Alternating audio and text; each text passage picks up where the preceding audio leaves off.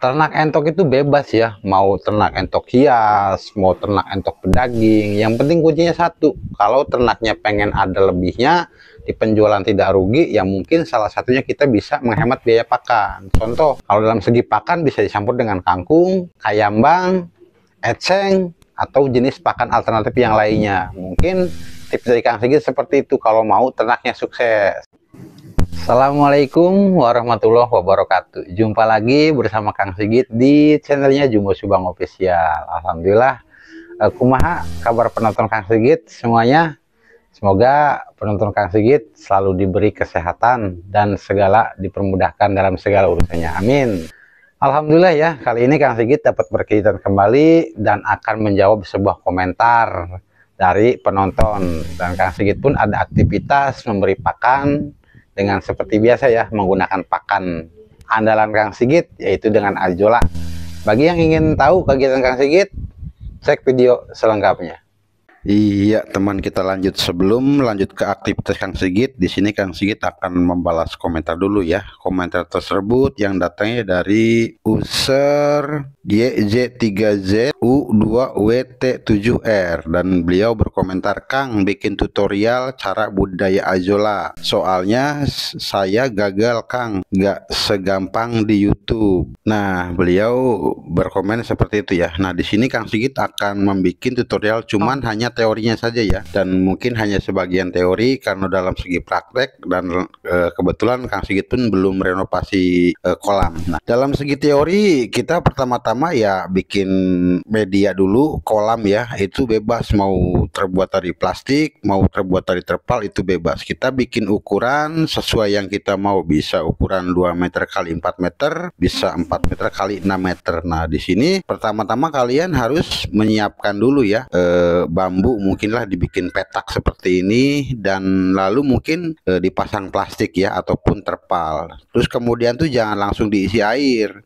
Nah, langkah pertama itu kita menyiapkan tanah. Nah, dengan dasaran tanah kita menaburkan tanah setinggi 5 cm, dan keduanya itu barulah kita diisi air. Kurang lebih kedalaman airnya sekitar 20 cm. Lalu sesudah tanah, sesudah air, nah barulah kita menaruhnya ataupun diberi pupuk kandang. Dan jangan lupa ya dikasih karung ataupun diwadahin karung, karena dalam segi nanti jikalau Ajola panen itu tidak berserakan. Mungkin seperti itu triknya. Nah, jadi untuk pemeliharaan pun tidak segampang yang barusan di komentar ya, tidak segampang di YouTube. Nah, kita harus beli pupuk organik. Nah, dari situ kita rutinitas menyemprotnya setiap 7 hari 3 kali. Jadi dilakukannya hari pertama, hari kedua, sampai hari ke-7 gitu kan.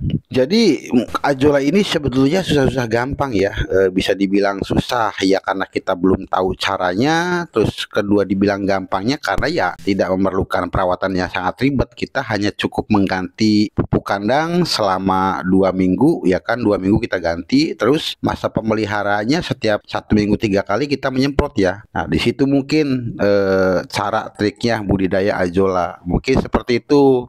Dan kalau masalah obat ataupun pupuknya itu bebas ya, teman-teman Kang Sigit bebas menggunakan apa saja, yang penting pupuk organik cair untuk tanaman, daun dan akar. Mungkin kurang lebihnya seperti itu.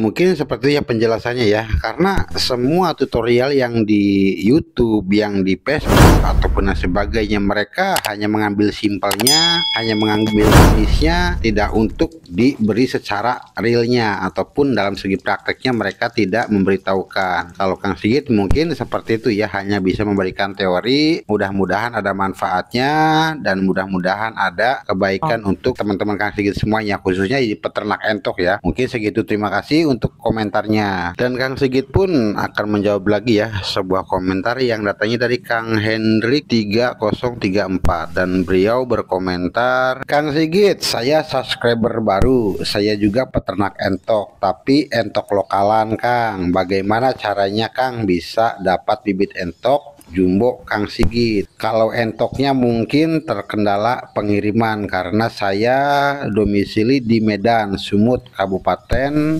Langkat. Kalau saya order telurnya bisa apa enggak Kang? Nah, monggo berikut Kang Sigit jawab ya.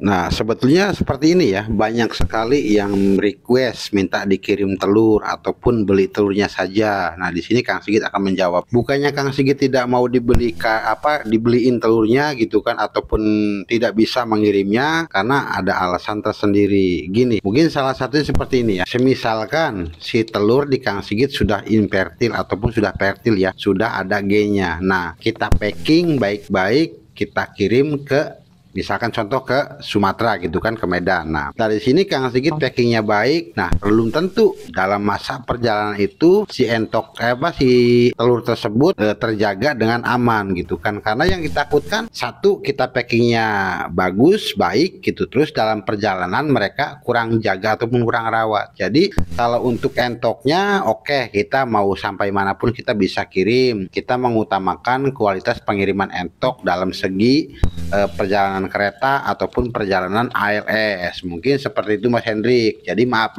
kalau untuk dikirim telurnya mungkin beresiko dan resikonya sangat besar ya. Dan Kang Sigit pun menjaga nama baik Kang Sigit tersendiri dan menjaga nama peternak yang lainnya. Mungkin seperti itu Mas Hendrik untuk jawabannya. Sebetulnya masih banyak ya komentar-komentar yang Kang Sigit dapatkan dari salah satu penonton Kang Sigit, dari salah satu peternak lainnya. Mereka minta dibikinkan tutorial cara mengatasi kanibal ataupun dan sebagainya. Mungkin ya tadi terhalang durasi juga, terhalang oleh waktu juga, ya mungkin Kang Sigit hanya bisa menjawab komentar tersebut. Berikut kita akan lanjut ya kegiatan Kang Sigit. Nah, di sini Kang Sigit sudah menyiapkan kurang lebihnya 2 kilo bekatul dan ada 4 kilo ajola juga ya. Ini pakan andalan di kandang Kang Sigit yang menggunakan ajola.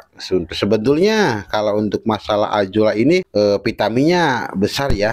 Kalau penonton Kang Sigit ataupun rekan-rekan Kang Sigit khususnya yang ingin tahu kelebihan ajola ini seperti apa, bisa dicek di Google gitu kan. Nah, kenapa alasan Kang Sigit memberi pakan entok dengan campuran ajola? Ya karena tadi seratnya lebih ringan, terus ditambah proteinnya pun tinggi. Jadi kalau untuk segi pakan alternatif Kang Sigit menggunakan ajola, dan ajola tersebut ya tidak ada kata alasannya untuk Kang Sigit, karena selama Kang Sigit menggunakan pakan ajola ini tidak ada efek negatif untuk entok-entok Kang Sigit. Dan sebetulnya banyak ya opsi menggunakan pakan alternatif, bisa menggunakan eceng, bisa menggunakan kayambang ataupun kangkung, dan masih banyak sayur-sayuran seperti yang ada di pasar. Kita bisa menggunakannya ataupun bisa menggunakan limbah sayur gitu kan. Yang penting ya tadi, dalam cara pengolahan, dalam cara memberi pakannya kita harus punya aturan, harus tahu takaran dan harus tahu dosisnya. Mungkin seperti itu saja ya sebetulnya. Ya motivasi untuk Kang Sigit sih seperti ini. Ternak entok itu bebas ya, mau ternak entok hias, mau ternak entok pedaging. Yang penting kuncinya satu, kalau ternaknya pengen ada lebihnya, penjualan tidak rugi, ya mungkin salah satunya kita bisa menghemat biaya pakan. Dari lubuk hati Kang Sigit minta maaf yang sebesar-besarnya. Bukannya Kang Sigit sok pintar ataupun Kang Sigit sok tahu ya. Di sini Kang Sigit hanya berbagi pengalaman, apa yang Kang Sigit pernah alami, apa yang Kang Sigit pernah rasakan. Mungkin ya Kang Sigit menyampaikan untuk rekan-rekan Kang Sigit, khususnya peternak entok yang masih pemula ya, yang masih belajar. Satu, motivasinya jangan tergiur dengan ternak entok yang mudah piaranya, yang mudah pakannya, padahal itu bohong. Sebetulnya gini, kalau untuk masalah ternak entok kita harus memikirkan terlebih dahulu ya pakan yang kita harus pikirkan. Nah, oke lah kalau untuk masalah beli entok, gampang ya, tinggal besok kita beli entok, besoknya lagi kita urus, dan selepas itu ya kita bisa beli pakan. Kalau untuk 1 bulan 2 bulan, oke, istilahnya kita nggak akan keberatannya. Tapi jikalau nanti kita sudah mempunyai banyak ataupun populasi kita sudah banyak, nah di situ kita pasti akan berpikir bagaimana caranya punya pakan alternatif ataupun bisa dibilang bank pakan. Jadi apa sih ya, motivasi Kang Sigit sebelum ternak entok lebih baik memikirkan dulu masalah bang pakannya. Kalau udah ada bang pakan, sudah tahu caranya memberi pakan seperti menggunakan alternatif, monggo bisa ternak. Akhir kata bukannya Kang Sigit bosan ataupun Kang Sigit sudah jenuh ya. Di sini Kang Sigit terhalang oleh waktu juga, terhalang oleh durasi juga. Mungkin hanya ini dulu ya yang Kang Sigit bisa sampaikan. Akhir kata, salam ternak, ora kepenak. Assalamualaikum warahmatullahi wabarakatuh.